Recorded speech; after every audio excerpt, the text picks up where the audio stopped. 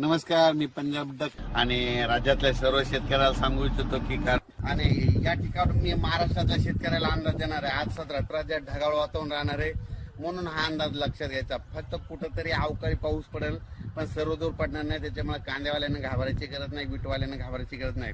पण 18 तारखेपासून आता 18 एप्रिल पासून ते 24 एप्रिल पर्यंत राज्यात उन्हाची तीव्रता वाढत जाणार आहे. 44-45 अंशापर्यंत अकोला नागपूरकडला पारा जाणार आहे. मराठवाड्यात देखील बऱ्याच ठिकाणचा 45 पर्यंत जाणार आहे, म्हणून हा अंदाज लक्षात घ्यायचा. राज्यात सांगायचं झालं तर 18 तारखेपासून उन्हाची तीव्रता वाढत जाणार आहे, म्हणून हा अंदाज लक्षात घ्यायचा. ज्या वर्षी गावरान आंबा पिकला तुम्ही रस खाल्ला की समजायचं दुष्काळ पडणार. पण यावर्षी योगायोगाने त्या आंब्याला आंबीच नाही लागली, म्हणजे पाऊस जास्त होणार.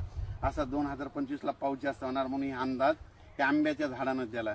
अचानक वातावरणात बदल झाला तर लगेच एक मेसेज दिला जाईल. धन्यवाद.